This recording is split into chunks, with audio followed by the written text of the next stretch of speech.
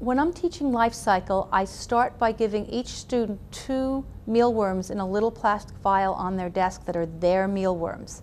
And they observe their mealworms, and one day we come into class and there's somebody who's very upset because their mealworm has died. They're not moving anymore. And they don't even look the same. And we carefully take out our microscope and we look at it and we realize it's not a mealworm anymore. It's a pupa. And that's when they discover that the mealworms were actually the larvae that have now become a pupa. And I tell them that something exciting is going to come out of that pupa, and they guess and they guess and they guess, and within about 14 days we have beetles. The microscope is invaluable in showing them the details of the different stages, because it's very hard for the students to see the one little claw at the end of the leg with just a hand lens, and it's very easy to see with the microscope at a 50x. Within a month we have little less than 4 millimeter big specks of mealworms, which at first glance the children are convinced is another creature entirely, until we magnify it 100 to 200 times and they see it has the same 13 segments as the big mealworm they started with, and it has the same little pinchers on the tail, and its mouth looks just the same, and it has 6 legs in the same place, and they all end in 1 claw, and lo and behold, it's the same creature. But let's take a look at his cute little mealworm face. Using the microscope as the teacher in the front of the classroom so that the whole class is looking at the same thing is a very useful technique for creating prerequisite knowledge for the students before they go off onto their own investigations. There you go. What is at the end of that darling little mealworm face? A table-mounted microscope cannot give me the information as a teacher that makes my teaching much more accurate, because I never know what they're looking at on the table-mounted microscope. I know exactly what they're seeing, and I can have them point to what they're seeing so that they prove to me that they're actually seeing what I'm saying.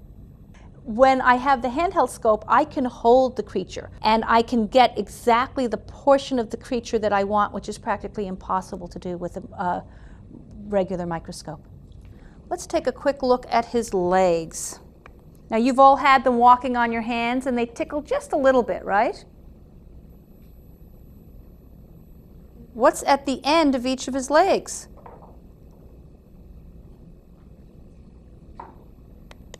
Can you see little tiny claws? I really enjoy being able to have the freeze frame option when I'm using the handheld scope with the class, because sometimes we're looking at a squirming creature and I just happen to catch the egg hole or the eye extended or whatever we want to look at, or that little wiggling leg. I can just catch it in that one time that they just stopped wiggling for a second, and then I can go back and say, now, what are we looking at here? The leg, that's right. One of the things is, you guys have been counting the segments on this mealworm. So let's take a picture and figure out once and for all how many segments this mealworm has.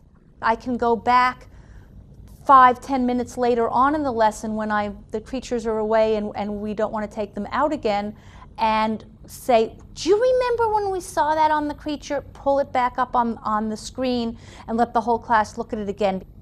In students' elementary years, and I'm talking 4th to 6th grade here, hopefully students have already learned the basics of making detailed observations and how to compare and contrast. So we're really zooming more in on pulling out the details of the form and function aspects of what's putting our world together, and we're getting into a higher level of detail. Let's try one thing. Let's try it up a magnification. Ooh. Ooh. Oh, don't I get to use that? Sure. How about we let Josh? First, let's check out those pinchers at a higher magnification, see what they look like. Okay, Josh, can you see what you... Oh, look at how hairy he is back there. I can't see. Oh, see the pinchers? Sorry. When we're going through the life cycle lesson, I'm looking for how children are making observations. Generally, the first picture that they draw for me of the mealworm has a whole bunch of legs going all the way down. By the end of the first week, without me saying a word to them other than congratulating people who are making good observations. All the students have their 6 legs up front where they belong, and the students have started adding segments to the mealworms that weren't originally there. And many of the students are adding the 2 little pinchers at the end of the mealworm. Some of the students will go so far as to give me different views of the mealworm because by using the microscope, they see me taking, I'll say, a front view and a side view. And so they start drawing front views and side views in their journals, which is rather sophisticated when you think about it.